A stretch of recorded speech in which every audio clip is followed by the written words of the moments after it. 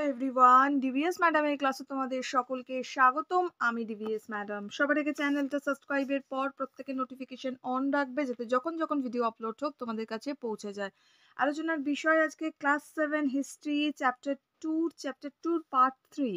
আচ্ছা, তোমরা আমাকে অনেকে কমেন্টস করেছিলে যে ম্যাডাম পার্ট 3টা খুঁজে পাচ্ছি না, তো আমি দেখলাম পার্ট 3টা আমি দিইনি বোধহয় তোমাদের, তো দ্যাটস ওয়াই পার্ট 3টা তোমাদের আমি দিয়ে দিচ্ছি। পার্ট 1 পার্ট 2টা করিয়ে দিয়েছি, অর্থাৎ আমাদের মৎস্যন্যায় পর্যন্ত আমি অলরেডি করিয়ে দিয়েছি। ঠিক আছে, এখান থেকে এই চ্যাপ্টারের প্রশ্ন উত্তর, অর্থাৎ চ্যাপ্টার 2 এর প্রশ্ন উত্তর কিন্তু করিয়ে দিয়েছি এবং তোমরা সকলে দেখে নিয়েছো।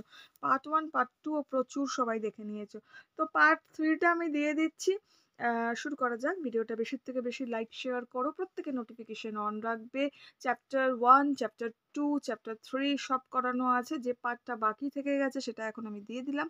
একটু তোমরা খুব ভালো করে শোনো, প্রথম থেকে শেষ পর্যন্ত স্কিপ না করে শুনলে অবশ্যই যে কোনো প্রশ্ন ভেতর থেকে দিলে নিজেরাই লিখতে পারবে। ওকে, এর যে আগের পার্ট আছে সেটা আমি এই ভিডিওর শেষে চেষ্টা করব অ্যাটাচ করে দেওয়ার জন্য। এছাড়াও প্লেলিস্ট তোমাদের আছে, ফার্স্ট ইউনিট টেস্টের প্লেলিস্টটা দেখবে, হিস্ট্রির প্লেলিস্টটা দেখবে, তার মধ্যে বাকি সব পড়াগুলো পাবে। জিওগ্রাফিরটায় জিওগ্রাফিরগুলো পাবে, বাংলারটায় বাংলারগুলো পাবে। ওকে, শুরু করা যাক। কি বলছে পয়েন্টে, বলছে বাংলার পাল রাজাদের শাসনকাল খ্রিস্টীয় 8ম শতক থেকে 11 শতকের সূচনার সময়। ওকে, কি বলছে দেখো, বলছে পাল রাজাদের আদি নিবাস ছিল কোথায় না বরেন্দ্র। যে লাইনগুলো আমার দাগ দেওয়া আছে অবশ্যই দাগ দিয়ে নেবে, ঠিক আছে। আচ্ছা, আদি নিবাস ছিল বরেন্দ্রে। পাল শাসনের প্রথম 100 বছর খ্রিস্টীয় 8ম শতকের মধ্যভাগ থেকে 9ম শতকের মধ্যভাগ তাদের ক্ষমতা বিস্তারের সময় ছিল। এর পরের প্রায় 130 বছর ধরে খ্রিস্টীয় 9ম শতক থেকে, আগে বলে দিই দেন আমি বোঝাচ্ছি। ওকে, খ্রিস্টীয় 9ম শতকের মধ্যভাগ থেকে 10ম শতকের শেষ ভাগ পালদের ক্ষমতা কমতে থাকে, আবার 10ম শতকের শেষ দিক থেকে পালদের ক্ষমতা অনেকটা বৃদ্ধি পায়। ঠিক আছে, দেখো পড়ানোর আগে আমি একটু বলি, এটা হচ্ছে পাল যে রাজারা ছিল তাদের আদি নিবাস কোথায় ছিল না বরেন্দ্র অঞ্চলে ছিল। পাল যে রাজা ছিল, এই যে পাল যে বংশ ছিল, আমরা বলতে পারি পাল বংশের যে প্রতিষ্ঠাতা, মানে যে প্রতিষ্ঠা করেছিল সে কে করেছিল না গোপাল। কি বললাম আমি? গোপাল পাল বংশের প্রতিষ্ঠা করেছিল। ওকে, অনেক সময় আমাদের প্রশ্ন আসে যে কিভাবে পাল বংশের শাসনটা শুরু হয়েছিল, তখন আমরা কিভাবে বলতে পারি না, দেখো আমরা বলতে পারি যে শশাঙ্ক যখন মারা যান, শশাঙ্কর মারা যাওয়ার প্রায় 100 বছর ধরে কি হয়েছিল না বাংলায় তখন কোনো রকম কোনো শাসন ছিল না, বা কোনো রকম কোনো কেন্দ্রের হস্তক্ষেপ ছিল না, বা কেন্দ্রীয় শাসন কিন্তু তখন ছিল না। তখন কি চলছিল না, বাংলায় চরম অরাজকতা চলছে, মৎস্যান্যায় চলছে, ঠিক আছে, প্রচন্ড খারাপ পরিস্থিতি তখন। তো বাংলায় তখন কি হয়েছিল না, এই গোপাল নামের একজন সামন্ত রাজাকে বাংলার রাজা নির্বাচিত করা হয়েছিল। কি বললাম? গোপাল নামে এক সামন্ত রাজাকে বাংলার রাজা নির্বাচিত করা হয়েছিল। কে করেছিল এইটা নির্বাচনটা? প্রশ্ন আসে এখন আমাদের মাথায়। করেছিল হচ্ছে কিছু, আমরা বলতে পারি বাংলার কিছু প্রভাবশালী লোকেদের একটা নিয়ে একটা ইউনিট ছিল, বা একটা ওই লোকেদের নিয়ে একটা সভা ছিল, যার নাম ছিল প্রকৃতিপুঞ্জ বলে একটা সভা ছিল। তো তারা কিন্তু করেছিল। ওকে, সময়টা তখন ছিল 750 খ্রিস্টাব্দ। এই সময় তারা কি করেছিল, ওই প্রভাবশালী কিছু লোকেদের নিয়ে গঠিত যে সভা ছিল প্রকৃতিপুঞ্জ, তারা গোপালকে একজন সামন্ত রাজা, বাংলার রাজা হিসাবে, গোপাল নামে যে সামন্ত রাজা আছে বাংলার রাজা হিসাবে নির্বাচিত করেছিল। ওকে, আর সেই সময় থেকেই পাল বংশের আমাদের সূচনা হয়েছিল। তো এখানে কি বলছে একটু দেখবো, বলছে পাল বংশের প্রতিষ্ঠাতা গোপাল আনুমানিক কত না 750 থেকে 774। ওকে, বাংলার অধিকাংশ এলাকায় তিনি নিজের শাসন আওতায় এনেছিলেন। গোপালের উত্তরাধিকারী ছিল কে? আবার ধর্মপাল। ওকে, টিকা আসে অনেক সময় ধর্মপাল লিখতে। ধর্মপাল উত্তর ভারতের কনৌজকে কেন্দ্র করে যে ত্রিশক্তি সংগ্রাম চলছিল তাতে অংশগ্রহণ করেছিল। ধর্মপালের ছেলে কে ছিল? দেবপাল। টিকা আসে দেবপাল। আনুমানিক সময় কত? 806 থেকে তোমার 45। ওকে, ঠিক আছে, 845 আর কি। আচ্ছা, উত্তর ও দক্ষিণ ভারতের অন্যান্য রাজাদের মতোই সাম্রাজ্যের বিস্তার করতে উদ্যোগ নিয়েছিলেন। তার সময় উত্তর হিমালয় পাদদেশ থেকে দক্ষিণের অন্তত বিন্ধ্য পর্বত পর্যন্ত উত্তর পশ্চিম কম্বোজ দেশ থেকে পূর্বে প্রাগ জ্যোতিষপুর পর্যন্ত পাল সাম্রাজ্য ছড়িয়েছিল। অর্থাৎ পাল বংশ কোথা থেকে কতটা ছিল এখানে আমাদের জায়গাটা দিয়েছে, একটু দেখে নেবে এটা। ঠিক আছে, নেক্সট কি বলেছে, বলছে দেবপালের পর পালদের ক্ষমতা কমতে শুরু করে, কারণ সেই সময় পালদের নিজেদের মধ্যে গোলমাল শুরু হয়। এছাড়া দাক্ষিণাত্যে রাষ্ট্রকূট, পশ্চিম ভারতের প্রতিহার ও উড়িষ্যার শাসকরা নবম শতকে বাংলা ও বিহারের অনেক জায়গা জয় করে। বাংলায় পালদের অস্তিত্ব বিপন্ন হয়ে পড়ে, তাদের রাজ্য মগধ অঞ্চলে সীমাবদ্ধ হয়। আবার রাজা প্রথম মহিপালের সময় পাল শাসনের পূর্ব গৌরব ফিরিয়ে আনার চেষ্টা হয়েছিল। দেখো, পাল বংশের আমরা কি জানলাম না, প্রতিষ্ঠা প্রসার সম্বন্ধে আমরা একটু জানলাম। কি জানলাম দেখো, শশাঙ্কের মৃত্যুর পর কি হয়েছিল না, 100 বছর বাংলার কি হয়েছিল, অরাজকতা একটা অবস্থা তৈরি হয়েছিল, এটা আমরা জেনেছি। এরপর বাংলায় যে প্রভাবশালী লোকেরা, যার নাম আমি বললাম, তারা কি করলো না, গোপালকে একজন রাজা, একজন সামন্ত রাজাকে, গোপাল নামের যে সামন্ত রাজা, তাকে রাজা হিসাবে নির্বাচিত করলো। এই সময় বাংলার কি হয়েছিল না, পাল বংশের শুরু হয়ে গেল, বললাম এতটুকু আমি বলেছিলাম। এবার দেখো, গোপাল 750 খ্রিস্টাব্দে বাংলায় পাল শাসনের প্রতিষ্ঠা করেন। তিনি বাংলার অধিকাংশ এলাকাকে নিজের শাসনের আওতায় কিন্তু এনেছিল। এই গোপাল সম্পর্কে জানা যায় কোথার থেকে না, আখ্যান মঞ্জুরি যে মূল কল্প নামে যে গ্রন্থটা আছে, আই রিপিট, আখ্যান মঞ্জুরি বা ওটা আর্য মঞ্জুরিও বলে, আর্য মঞ্জুশ্রী মূল কল্প গ্রন্থ থেকে, আই রিপিট, আর্য মঞ্জুশ্রী মূল কল্প গ্রন্থ থেকে আমরা জানতে পারি। এছাড়া মুঙ্গের লিপির থেকেও কিন্তু আমরা তার সম্পর্কে অনেক কিছু ধারণা পাই বা জানতে পারি। এই গোপাল ছিল একজন ভীষণ পটু দক্ষ একজন, আমরা বলতে পারি যোদ্ধা ছিল। ঠিক আছে, তিনি বপ্পট, আই থিঙ্ক বপ্পট, ঠিক আছে, বপ্পটের তিনি ছেলে ছিলেন, সন্তান ছিলেন। আমরা বপ্পট, ব পয়জফলা ট, ওকে, বপ্পট, ঠিক আছে, বপ্পটের তিনি সন্তান ছিলেন। তিনি তার যে যুদ্ধবিদ্যা ছিল, যথেষ্ট তিনি যুদ্ধবিদ্যায় পারদর্শী ছিল, আমরা বলতে পারি নিপুণ একজন যোদ্ধা তিনি ছিলেন। ঠিক আছে, একজন সামন্ত রাজা তিনি ক্ষত্রিয় ছিল। ওকে, এগুলো কিন্তু মাথায় রাখবে। আর তার আদি বাসভূমি কোথায় ছিল না, বরেন্দ্রতে ছিল তার আদি বাসভূমি। ওকে, এরপরে কে এসেছিল না, ধর্মপাল। ধর্মপাল কে ছিল না, গোপাল তার মানে গোপালের পর তার যে সন্তান, আমরা বলতে পারি তার যে পুত্র, সে কে ছিল না, ধর্মপাল। ধর্মপাল পাল বংশের রাজা হন। কন্নৌজকে কেন্দ্র করে যে ত্রিশক্তি সংগ্রাম শুরু হয়েছিল, তাতে কিন্তু ধর্মপাল অংশগ্রহণ করেছিল। আর এই ধর্মপালও কিন্তু কে ছিল না, একজন মানে নিপুণ পটু যোদ্ধা ছিল বলতে পারি। এছাড়া খুব ভালো একজন কূটনীতিবিদ কিন্তু ধর্মপাল ছিল।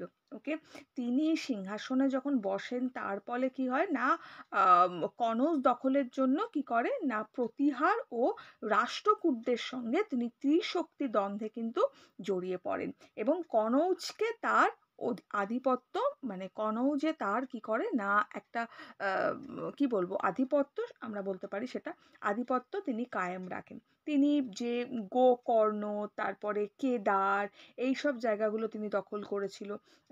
তিনি কিন্তু উত্তরাপথ স্বামী বলেও অভিহিত হতেন। গুজরাটি একজন কবি ছিলেন, তার নাম ছিল সোঢল, ঠিক আছে, সোঢল তাকে উত্তরাপথ স্বামী বলেও মানে আখ্যা দিয়েছিলেন, আমরা বলতে পারি। তাহলে আমরা ধর্মপাল সম্বন্ধে কতটুকু জানলাম না, ধর্মপাল সম্বন্ধে জানলাম যে গোপালের পরে তিনি পাল বংশের রাজা হয়েছিলেন। তিনি যথেষ্ট পটু একজন যোদ্ধা ছিলেন, একজন ভালো কূটনীতিবিদ ছিলেন। ওকে, তিনি সিংহাসনে বসার পর মানে কি করেছিল না, কনৌজ যখন দখলের জন্য তিনি প্রতিহার আর রাষ্ট্রকূটদের সঙ্গে ত্রিশক্তি দ্বন্দ্বে জড়িয়ে পড়েছিল। ওকে, কনৌজ দখলের জন্য প্রতিহার আর রাষ্ট্রকূটদের সঙ্গে ত্রিশক্তি দ্বন্দ্বে জড়িয়ে পড়েছিল। কনৌজ তার আধিপত্য বজায় রাখে, বা কনৌজে তার আধিপত্য বজায় থাকে, আমরা বলতে পারি। তিনি কেদার, গোকর্ণ দখল করে, আর তিনি উত্তরাপথ স্বামী নামে অভিহিত হয়। কে অভিহিত করেছিল না, গুজরাটি কবি ছিল সোঢল, তাকে অভিহিত করেছিল। এইগুলো আমরা জানলাম কার সম্বন্ধে না, ধর্মপাল সম্বন্ধে। এবার আমরা কার সম্বন্ধে জানবো না, ধর্মপালের হয়ে গেল। এবার আমরা জানবো হচ্ছে দেবপাল সম্বন্ধে। এটা কিন্তু অবশ্যই যে পাঠগুলো বলছি একটু মনে রেখো, বা দরকার পড়ে দুবার তিনবার শুনো, কেননা আমাদের কিন্তু প্রশ্ন আসে যে পাল বংশের প্রতিষ্ঠা ও প্রসার সম্পর্কে লেখো, বা পাল বংশের যে উত্থান পতন হয়েছে তার সম্পর্কে লেখো, বা ধর্মপাল সম্বন্ধে টিকা লেখো। এই জায়গাটার থেকে অনেকভাবে কোশ্চেন্স ঘুরিয়ে আসে, ঠিক আছে। বা ধর্মপাল সম্বন্ধে টিকা লেখো, বা দেবপাল সম্বন্ধে টিকা লেখো, বা তোমার নামটা কি যেন, গোপাল সম্বন্ধে লেখো যা জানো। তো এগুলো কিন্তু এখন লিখতে হবে। তো যাই হোক, আমরা নেক্সট একটু আসবো কিসের সম্বন্ধে না, দেবপাল সম্বন্ধে জানবো। দেবপাল কে ছিল না, দেবপাল ছিল ধর্মপাল, আহ মানে ধর্মপাল যে ছিল, ধর্মপালের পুত্র আমরা বলতে পারি, তার পুত্র ছিল হচ্ছে দেবপাল। দেবপাল তখন পাল বংশের রাজা হয় ধর্মপালের পরে। ওকে, তিনি পূর্বে যে প্রাগজ্যোতিষপুর সেখান থেকে পশ্চিমে কম্বোজ দেশ পর্যন্ত এবং উত্তরে হিমালয়ের পাদদেশ থেকে দক্ষিণে বিন্ধ্য পর্বত পর্যন্ত পাল সাম্রাজ্য বিস্তার করেছিল। কি বললাম আমি, আরেকবার শুনলে মনেও থেকে যাবে। পূর্বে প্রাগজ্যোতিষপুর থেকে পশ্চিমে কম্বোজ দেশ পর্যন্ত, উত্তরে হিমালয়ের পাদদেশ থেকে দক্ষিণে বিন্ধ্য পর্বত পর্যন্ত পাল সাম্রাজ্যের বিস্তার ঘটে। ওকে, ক্লিয়ার, বোঝা গেল। এবার দেবপাল যখন উত্তরাধিকারী সূত্রে যখন সিংহাসনে আমরা বলতে পারি যে বসেছিল, বা দেবপাল উত্তরাধিকারী সূত্রে যে কনৌজ দখলের জন্য তখন কি করেছিল না, ত্রিমুখী লড়াই বলে একটা লড়াই, ত্রিমুখী লড়াইয়ে কিন্তু তিনি জড়িয়ে পড়েছিল। তিনি প্রতিহার রাজা রামভদ্র ছিল, প্রতিহার রাজা কি বললাম, রামভদ্র আর মিহির ভোজকে তিনি পরাজিত করেছিল। আর রাষ্ট্রকূট রাজ যে প্রথম আমোঘ বর্ষ তার হাতে পরাজিত হয়, ঠিক আছে। তারপরেই কিন্তু তিনি কনৌজ দখল করতে সক্ষম হয়। কি বললাম, দেবপাল উত্তরাধিকারী সূত্রে কনৌজ দখলের জন্য ত্রিমুখী লড়াইয়ে জড়িয়ে পড়ে। তিনি রামভদ্র মিহির ভোজকে পরাজিত করে, আর রাষ্ট্রকূট রাজ প্রথম আমোঘ বর্ষর কে তিনি পরাজিত করেন, ঠিক আছে। এবং তিনি কনৌজ দখল করতে সক্ষম হয়। এছাড়াও তিনি দ্রাবিড়, কম্বোজ, উৎকল এগুলোও তিনি কিন্তু জয় করেছিল। কামরূপের রাজা তার বশ্যতা স্বীকার করেছিল, এটা খুব ইম্পর্টেন্ট, কামরূপের রাজা তার বশ্যতা স্বীকার করেছিল। তো যাই হোক, এইটা কিন্তু আমরা জানলাম দেবপাল সম্পর্কে। তো মোটামুটি এবার একটা আইডিয়া চলে এলো এটার সম্বন্ধে। নেক্সট কি বলেছে একটু দেখবো, ঠিক আছে। বলছে একাদশ শতকে, পতনটা বলার আগে আমি একটু পড়ে নিই, দেন বলছি। একাদশ শতকের শেষ দিকে রামপাল রাজা হন আনুমানিক 1072 থেকে 1126 পর্যন্ত। কৈবর্ত বিদ্রোহের ফলে বরেন্দ্র অঞ্চলে পালদের হাতের বাইরে চলে গিয়েছিল। রামপাল তা উদ্ধার করতে সফল হন। তিনি পালদের ক্ষমতা কিছুটা রক্ষা করতে পেরেছিলেন। রামপালের মৃত্যুর 50 বছরের মধ্যে বাংলার পাল রাজত্ব কার্যত শেষ হয়ে যায়। পাল আমলের শাসন ব্যবস্থা সামন্ত নেতাদের উপস্থিতি লক্ষ্য করা যায়। এই সময় সামন্ত নেতাদের পাল আমলের বিবরণীগুলি রাজন, সামন্ত, মহাসামন্ত ইত্যাদি নামে চিহ্নিত হয়। কৈবর্ত বিদ্রোহের সময় এরা বিশেষভাবে সক্রিয় ছিল। ক্লিয়ার? এবার দেখো পাল বংশের যে পতন তার সম্বন্ধে আমরা একটু জানবো, ঠিক আছে। দেখো, দেবপালের পর পালদের যে ক্ষমতা সেটা কিন্তু ধীরে ধীরে ধীরে ধীরে অনেকটা কম হতে থাকে বা কমতে থাকে, আমরা বলতে পারি। ওকে, পালদের ক্ষমতা যে কমে গিয়েছিল বা হ্রাস পেয়েছিল তার পিছনে অনেকগুলো কারণ ছিল। কারণ হিসেবে আমরা কি বলতে পারি না, আমরা বলতে পারি পালদের যে নিজেদের মধ্যেই কিন্তু অনেক বেশি গোলযোগ ছিল বা অনেক বেশি সমস্যা ছিল। দক্ষিণ ভারতের রাষ্ট্রকূট, পশ্চিম ভারতের প্রতিহার, উড়িষ্যার শাসকরা যে বাংলা আর বিহারের অনেক এলাকা কি করেছিল না জয় করে নিয়েছিল। ওকে, পাল রাজা প্রথম মহিপাল পাল শাসনের পূর্ব মানে আগের যে গৌরবটা আমরা বলতে পারি সেটা কিন্তু তারা ফিরিয়ে আনে। এবার পাল রাজা দ্বিতীয় মহিপালের যে কর্মচারী ছিল, সে কর্মচারীর নাম কি ছিল না দিব্য বরেন্দ্র, ঠিক আছে। দিব্য ছিল নাম, ঠিক আছে। তো দিব্য তখন কি করেছিল না বিদ্রোহ ঘোষণা করেছিল। কোথায় বিদ্রোহ ঘোষণা করে? বরেন্দ্র অঞ্চলে বিদ্রোহ ঘোষণা করেছিল। পরে পাল রাজা রামপাল বরেন্দ্রকে কি করেছিল না আবার উদ্ধার করে নিয়েছিল, অর্থাৎ পুনরুদ্ধার করে, বরেন্দ্রের মধ্যে নিজেদের কর্তৃত্বকে আবার স্থাপন করেছিল। ঠিক আছে? কিন্তু তার যখন মৃত্যু হয় বা তিনি যখন মারা যান, সেই মৃত্যুর 50 বছরের মধ্যে পাল রাজত্ব কিন্তু মোটামুটি আমরা বলতে পারি শেষ হয়ে গিয়েছিল। ওকে? তো এটাই হচ্ছে মোদ্দা কথা। এবার এখানে একটুখানি দিয়েছে, এটা ইম্পর্টেন্ট, এটা অবশ্যই টুকরো কথা অলওয়েজ ইম্পর্টেন্ট, প্রশ্ন থাকেই থাকে, একটু পড়ে নেবে। ওকে? কৈবর্ত বিদ্রোহ very very very very very important. Okay? পরীক্ষায় আসেই। তো এটা খুব ভালো করে পড়বে। আমি একটু এটা বুঝিয়ে দিচ্ছি, আমি আর রিডিং পড়লাম না, তোমরা একটু পড়ে নিও, আমি এটা বুঝিয়ে দিচ্ছি। ওকে? দেখো, কৈবর্ত বিদ্রোহ সম্বন্ধে আমি তোমাদেরকে এটা বলতে পারি যে সন্ধ্যাকার নন্দীর যে রামচরিত বা মদন পালের যে মানাহালি দানপত্র নাম ছিল, ভালো করে মনে রেখো, মদন পালের মানাহালি দানপত্র থেকে কৈবর্ত বিদ্রোহ সম্বন্ধে আমরা জানতে পারি।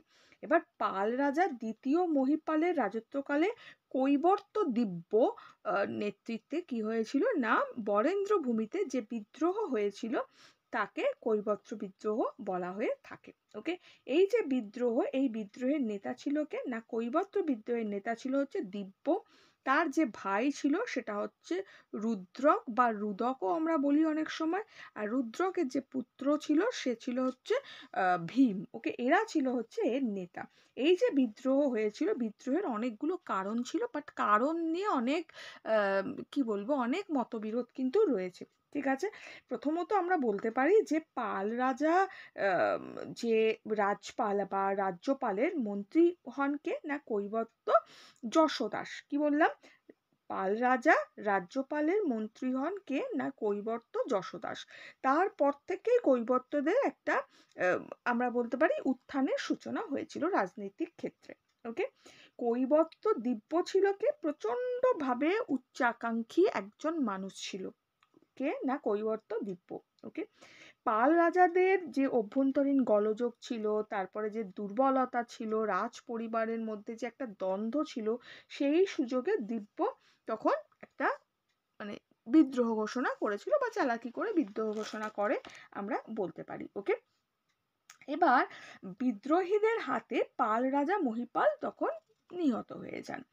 বিদ্রোহে জয়লাভের পর দিব্য কি করে না, তার ক্ষমতা প্রতিষ্ঠা করে বরেন্দ্রতে। দিব্যের যখন মারা যান বা দিব্যের যখন মৃত্যু হয়, সেই মৃত্যুর পরে ভীম আর রুদক যে ছিল, রুদক কে ছিল না তার ভাই, আর ভীম কে ছিল না রুদকের পুত্র। তাহলে রুদক আর ভীম সিংহাসন তখন কিন্তু জয়লাভ করে। ওকে? পাল রাজা রামপাল কয়েকজন আঞ্চলিক যে সামন্ত রাজা, সেই সামন্ত রাজাদের সাহায্য নিয়ে কৈবর্ত শাসক ভীমকে পরাজিত করেছিল এবং কিন্তু নিহত করে দিয়েছিল। ঠিক আছে? এবং এই যে বরেন্দ্র ছিল তাকে কিন্তু আবার উদ্ধার করা হয়েছিল। যাই হোক, তা এরপরে রামপাল তার রাজধানী প্রতিষ্ঠা করেছিল রামাবতী নগরে। ঠিক আছে? তো এইটাই আমরা বলতে পারি যে পাল রাজা যে কৈবর্ত বিদ্রোহ, সেই কৈবর্ত বিদ্রোহ সম্বন্ধে আমরা পাল রাজার টাইমে এটা আলোচনা করতে পারি বা এতটুকুই আমরা বলতে পারি। ওকে? নেক্সট আমাদের আসবো এবার সেন রাজাদের শাসনকাল। সেন রাজাদের শাসনকালটা একটু পড়ে নেবে, আমি একটু পড়ে নিয়ে তারপর বোঝাচ্ছি।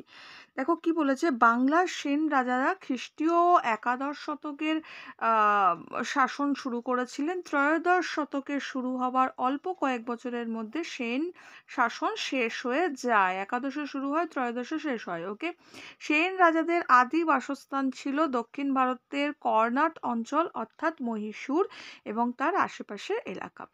কোথায় ছিল সেন রাজাদের আদি বাসস্থান না, ভারতের কর্ণাট অঞ্চল অর্থাৎ মহীশূর এবং তার আশেপাশের এলাকা। সেনরা বংশগতভাবে প্রথমে ছিল ব্রাহ্মণ, তারপরে ছিল ক্ষত্রিয় হয়ে যান। সেন বংশের সামন্তদের একাদশ শতকের কোনো এক সময় কর্ণাট থেকে রাঢ় অঞ্চলে চলে এসেছিলেন সামন্ত সেন ও তার ছেলে হেমন্ত সেনের আমলে রাঢ় অঞ্চলের সেনদের কিছুটা আধিপত্য তৈরি হয়েছিল। হেমন্ত সেনের ছেলে বিজয় সেন রাঢ়, গৌড়, পূর্ববঙ্গ, মিথিলা জয় করে সেন রাজ্যের পরিধি বাড়িয়েছিল। ওকে? দেখো, আমি এখানে একটু বলি আগে, সবার আগে খ্রিস্টীয় আমরা বলতে পারি কি না, খ্রিস্টীয় একাদশ শতকে সেন সাম্রাজ্য বা বাংলার সেন বংশের শাসন শুরু হয়। সেন রাজার যে আদি বাসস্থান ছিল সেটা কোথায় ছিল না, দক্ষিণ ভারতের কর্ণাট অঞ্চলে ছিল সেন রাজাদের আদি বাসস্থান। ওকে, তারা সেখান থেকে এসেই বাংলার রাজত্বটা স্টার্ট করেছিল। এবার সামন্ত সেন বাংলার সেন বংশের প্রতিষ্ঠা করেছিল। ওকে, আর সামন্ত ছেলের যে ছেলে ছিল বা সামন্ত সেনের যে পুত্র ছিল হেমন্ত সেন, রাঢ় অঞ্চলে যে সেনাদের, সেই সেনাদের আধিপত্য তিনি প্রতিষ্ঠা করেছিলেন আমরা বলতে পারি। তিনি মহারাজাদার সরি ওই যে কি বলে যেন, মহারাজা ধীরাজ। ওকে, মহারাজা ধীরাজ উপাধিও কিন্তু তিনি পেয়েছিলেন। ঠিক আছে, এবার হেমন্ত সেনের পুত্র বিজয় সেনকে স্বাধীন যে সেন বংশ, সেই সেন বংশের প্রকৃত প্রতিষ্ঠাতা আমরা বলতে পারি। তিনি রাঢ়, গৌড়, পূর্ববঙ্গ, মিথিলা এগুলো জয় করে সেন যে রাজ্য, তার যে আমরা বলতে পারি বাংলায় কি বলবো পরিধি, ওকে, তার পরিধিটা কিন্তু তিনি বাড়িয়ে তুলেছিলেন। ঠিক আছে, এবার বিজয় সেনের যে ছেলে ছিল বল্লাল সেন বা বল্লাল সেনও আমরা বলি, সেটা পাল রাজা গোবিন্দ পালকে পরাস্ত করে কর্তৃত্ব প্রতিষ্ঠা করেছিল। ওকে, বল্লাল সেনের ছেলে আবার কে ছিল না, লক্ষণ সেন ছিল বল্লাল সেনের ছেলে। ঠিক আছে, তো বল্লাল সেনের যে ছেলে লক্ষণ সেন, তিনি কি করে না বারাণসীতে, পুরীতে, প্রয়াগে তার কর্তৃত্ব স্থাপন করেছিল। তিনি পূর্ববঙ্গের যে বিক্রমপুর, সেই বিক্রমপুরে তার যে রাজত্ব, সেই রাজত্বটা কিন্তু প্রতিষ্ঠা করেছিল। ওকে, আমি এতটা পর্যন্ত এখন পড়লাম, কেন বোঝাতে গেলে পড়তে সময় লাগবেই। নেক্সট পার্ট আজকেই আপলোড হবে, একটু পরেই আপলোড করব আমি। তো যাই হোক, এখন আমি তোমাদের কিছু প্রশ্ন উত্তর দিচ্ছি, ছোট প্রশ্ন, ওগুলো ইম্পর্টেন্ট, ভালো করে লিখে নাও। নেক্সট পার্টে আমি পরেরটার থেকে চেষ্টা করব যেটা দিয়ে কমপ্লিট করানো যায়, তো তাহলে আমাদের হয়ে যাবে মোটামুটি সিলেবাসটা। তো যাই হোক, এখন আমরা একটু ছোট প্রশ্ন নেব। তাহলে এখান থেকে আমরা কি কি পেলাম, এখান থেকে আমরা পেলাম কিন্তু পাল রাজাদের বিরুদ্ধে যে কৈবর্ত বিদ্রোহ, সেটার সম্বন্ধে আমরা জানতে পারলাম। পাল শাসনের যে আমরা পাল বলছি সরি, সেন শাসন ব্যবস্থার প্রতিষ্ঠা প্রসার সম্পর্কে আমরা জানলাম। আমরা পাল বংশের প্রতিষ্ঠা, সেন তো জানলামই, পাল বংশের প্রতিষ্ঠা প্রসার, তারপরে পতন, এগুলোর কারণগুলো জানলাম। আমরা গোপাল সম্বন্ধে খানিক জানলাম, ধর্মপাল সম্বন্ধে জানলাম, দেবপাল সম্পর্কে জানলাম। ঠিক আছে, তো এইগুলো আমরা আপাতত আজকে জানলাম, ছোট প্রশ্ন নয়, বড় প্রশ্নের মধ্যেই। এখন আমরা একটু ছোট প্রশ্ন নেব।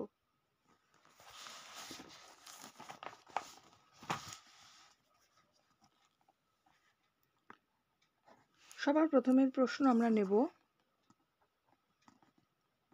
পাল বংশের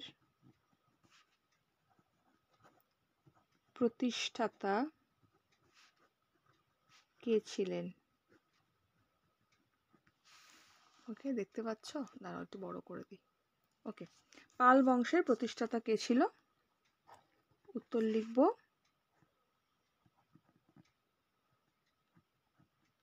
গোপাল। গোপাল ছিল পাল বংশের প্রতিষ্ঠাতা। ঠিক আছে, নেক্সট, কৈবর্ত বিদ্রোহ বা কৈবর্ত বিদ্রোহের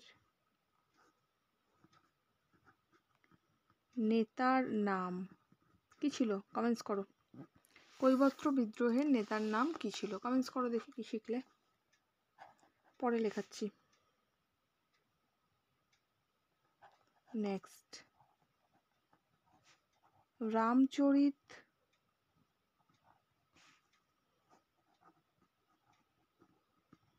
কে রচনা করেন? উত্তর লিখব সন্ধ্যাকর নন্দী। কৈবর্ত বিদ্রোহের নেতা কে ছিল? নেতার নাম ছিল হচ্ছে ভীম।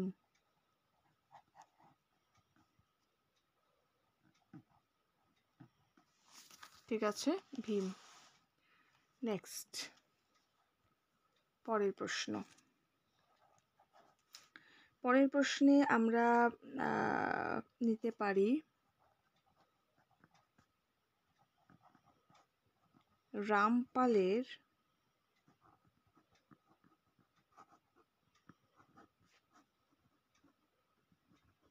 রাজধানী কোথায়? রামপালের রাজধানী কোথায় ছিল করে দিই।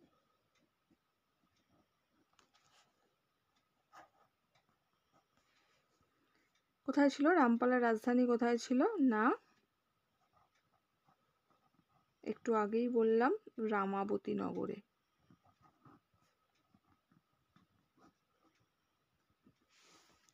ঠিক আছে, নেক্সট প্রশ্ন, কবে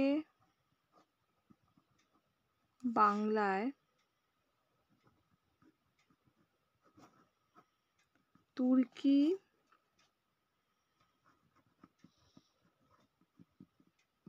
আক্রমণ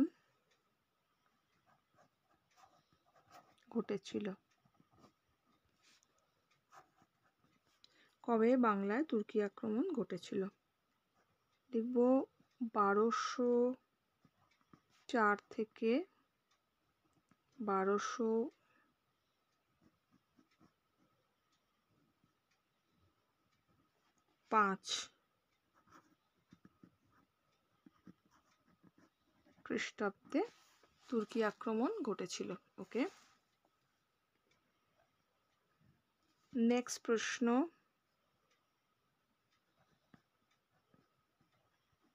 গুজরাট ও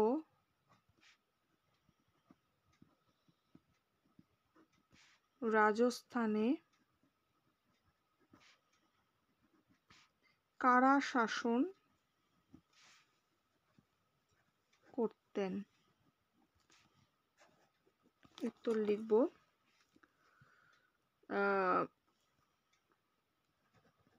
গুর্জর, প্রতিহার রাজারা,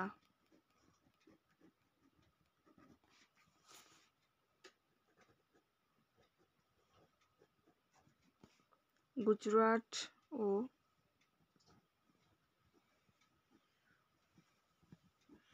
রাজস্থান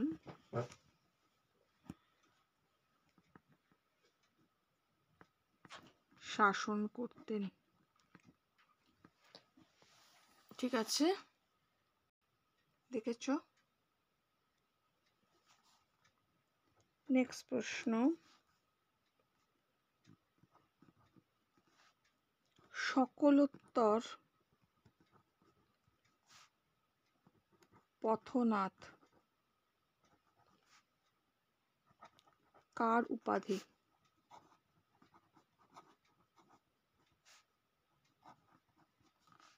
কি লিখবো? কার উপাধি ছিল না হর্ষবর্ধনের। তোমরা কিন্তু যখনই লিখবে পূর্ণ বাক্যে লিখবে, হ্যাঁ, হর্ষবর্ধনের উপাধি ছিল এটা। নেক্সট প্রশ্ন, হর্ষবর্ধন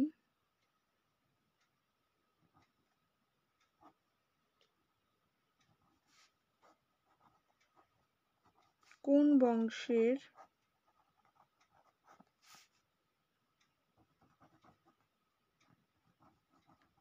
শাসক ছিলেন?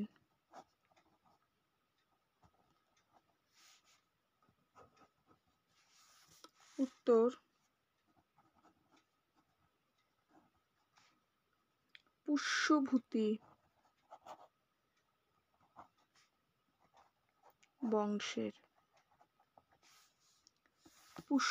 বংশের শাসক ছিলেন। নেক্সট প্রশ্ন,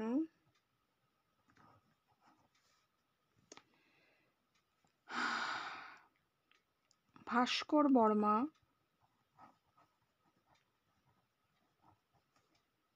বর্মা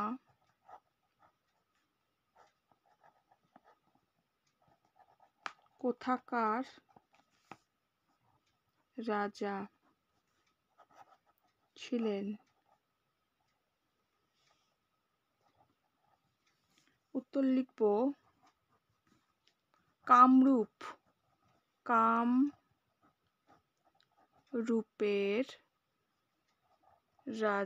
কামরূপের রাজা ছিলেন